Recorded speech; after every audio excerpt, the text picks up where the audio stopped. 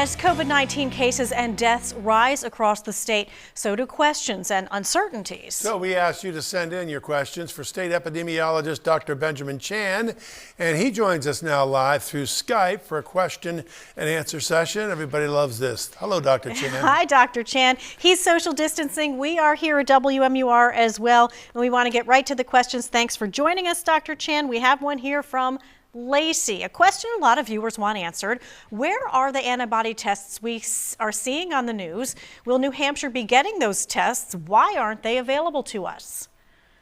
Yeah, this is a question we get frequently, and these are tests that are in development. The problem is that anytime any new test gets developed, it needs to be studied to make sure that the results it's giving are true. So, you know, positives are really positives, negatives are really negatives. We need to know how to interpret a positive test. There are tests on the way. There are not any currently licensed by the FDA, but the CDC is developing and studying some, and there are some that have more data associated with them. So they're coming, but they're not out there yet widely. All right, thanks, Doctor. Tammy has a question asking, I've heard reports that this is going to come back in the fall or winter. How close are we to a vaccine? So there are a number of different vaccines that are currently being investigated. Any vaccine that we might have is still likely months off. We need to understand how effective these vaccines are. Whether this virus sticks around or comes back or cycles seasonally like influenza does, I think still remains to be seen. It partly depends on how long someone's immunity and protection lasts after they've been exposed and infected, and that's part of what the studies looking at antibody tests and vaccines will tell us. Gwen wants to know, I had the pneumonia vaccine. Can I still get pneumonia from COVID-19?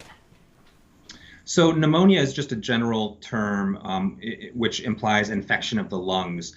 And there are many different pathogens that can cause a pneumonia. We talk about viruses causing pneumonias, different types of bacteria can cause pneumonias.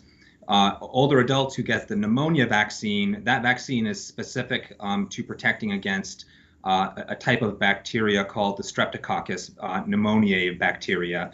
So the answer is that yes, people can get pneumonia infections from many different pathogens, including viruses, but getting this vaccine against this bacterial type of pneumonia is not going to protect you against COVID-19. All right, and Dr. Chan, Lisa wants to know, how can we say that the numbers in New Hampshire are staying steady when in reality we are just not testing? I know several people who were sick and some who live with a positive person who were unable to get tested. Yeah, this is a great question, Lisa, and something we get frequently. We are working on ramping up testing. Increasing testing will help to give us a better idea about the total number of infections that are out there. And it will also be an important tool for helping to contain and suppress clusters of infection when they pop up. So we are working on rapidly trying to increase our testing capacity. But we have a number of ways that we can monitor how COVID-19 is spreading in our communities. It's not just looking at the total number of people diagnosed with COVID-19. We look at the percentage of tests that are positive. We can look at the number of outbreaks that are occurring, the number of people, unfortunately, that might die as a result of COVID-19. And then one key important piece of data that we're looking at is coming from the hospitals.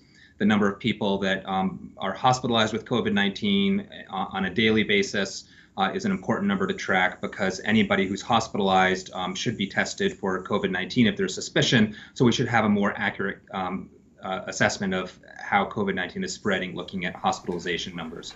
All right, thanks, Dr. Chan. Stay right there. We will be back right after the break with more of your questions and concerns.